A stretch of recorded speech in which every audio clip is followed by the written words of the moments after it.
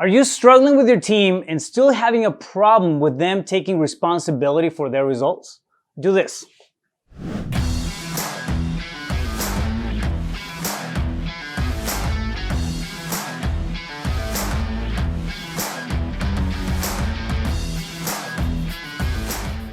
What's up, Rafael Cortez here on the Less Business, More Profit series. Lean, effective, strategic, and simple. Let's talk about how your team can own their results. All right, so let's get deeper here into the whole concept of business, right? We go into business, to get results and make money and then reach goals that we have at an individual level, right? But we look at the overall picture. We take a step back and look at the big picture. What else can we do through our business? I like to think of it as a vehicle for empowerment. I like to think of my business as a way of empowering everybody that works in the business, that helps me through the day-to-day stuff, all the people that we impact, and seeing the overall conjunction of things, not just the profit, not just the number that we can come to at the end of the year. I mean, that matters because you got to have a good, solid, healthy business in place in order to produce, right? And then continue doing whatever it is that you're doing. Now, with that being said, what else can you do? How else can you impact your team primarily? One of the biggest challenges is it's accountability and having your team actually take ownership of their results. Most of the time, what you see in a traditional business operation is somebody who's is pushing for results, and they're pushing for employees and to do this, do that, and they're almost like micromanaging the whole thing. Well, the concept is simple. We are at a stage, I think, where belonging and purpose with any company is almost as important, if not even more, than the actual money, all right? So belonging and purpose matters just as much as the money that you're paying your team, your employees. Think about that for a second. Is your company a good place for people to come in and then feel like they belong somewhere, or are they always being micromanaged? Are you on top of them so they can produce? Are you creating tension within the workspace? Or are you creating a good environment where people can thrive and they can feel themselves, they can feel like they belong somewhere, and it's a comfortable space of interaction with other people? It's a big difference, right? That's where cultural differences between companies come in, and they play a big role. So one of the biggest things that I've done to help my team take extreme ownership of their own results, because I don't like to micromanage, I don't like to be on top of things, micromanage tasks and handhold people through the process. I believe in empowering teams. But one of the biggest things I've done that has yielded great results for both the team and the companies is me focusing on their needs, not just my needs, all right? So I focus on, at an individual level, on what they want. If you have somebody who's coming into your business and they're, acquisition for clients, what does that person want? What is it lined up to the type of work that you're doing in the company? That's one, right? Are they a fit? It's no longer about being a fit because of the amount of money that you're paying. If a person has different interests than whatever the principles of the company are, that's going to have a big impact in the way that they perform for you. So think about that for a second. What you're doing, does that line up with the goals that they have? Do you even know what goals they have? If you find that out, you're going to be able to, I don't think leverage is the right word, but you're going to be able to empower them to reach those goals.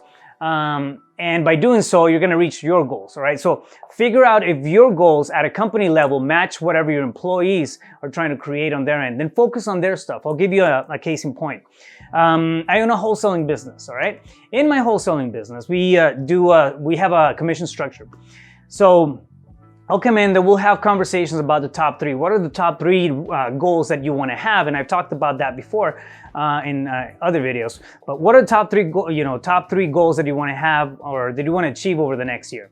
And then there's, we always go to the monetary one. We always go to the financial one, right? So if, say, my acquisition rep says, I want to make $150,000 this year, I will focus on those $150,000, right? It's a commission base. So if that person can make $150,000, my goal is gonna be met. I'm a byproduct, all right? Even though I'm the owner of the company and I have this whole structure and organization going on and everything, if I focus on that goal, which is attainable, it's achievable, and now we can actually measure it because it's right there, my goal is going to be met. So I focus on that, and the energy that's created, it's totally different than if you focus if I were to focus on my own goal. Like if I want to make $1.5 million, all right, I'm going to focus on me making $1.5 million. So this company making 1.5 mil this year. Yeah, that's one thing, right? But that's all about me, and the company, and the company, and the company.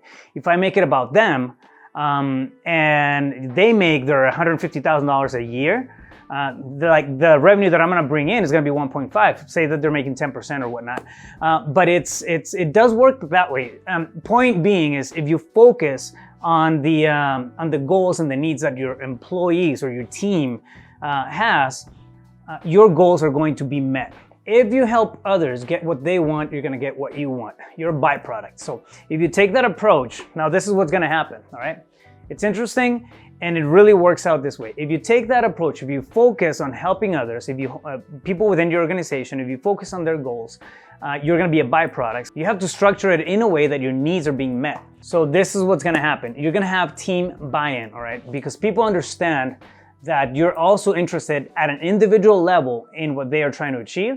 You're going to get team buy-in back, all right? And that looks like less micromanagement. It looks like more responsibility being delegated effectively. So actually people coming in and taking extreme ownership over their results. Now it's not about the company. It's not about my personal goals as a business owner. It's about their goals, right? So if we put that back on their lane and we help them carry that stuff through their lane, they will take extreme ownership, because now it's about them. It's about that belonging. It's about that sense of purpose and leveling up. It's not necessarily just about the money. I mean, some people have, a desire to build a house. All right, so what does that take? How can we help you get to that point? And if you make it about them, again, your needs are gonna be met at an organizational level. We are byproducts.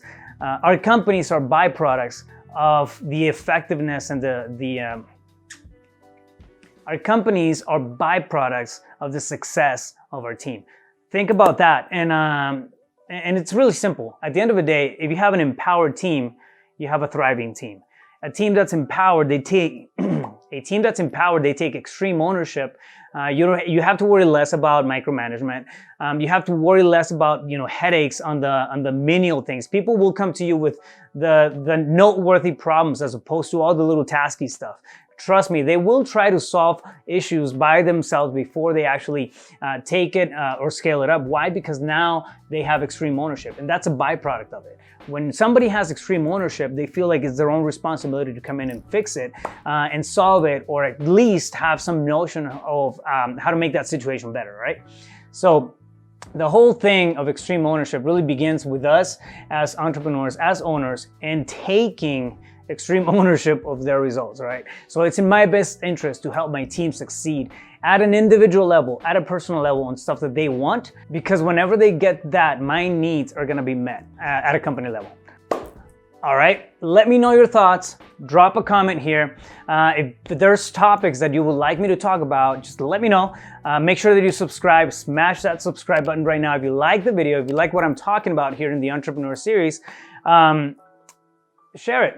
Do me a favor and share it. Let's keep it going. I love breaking this stuff down, this stuff that I live every single day in my businesses. So let's start a conversation. Stay focused. You got this.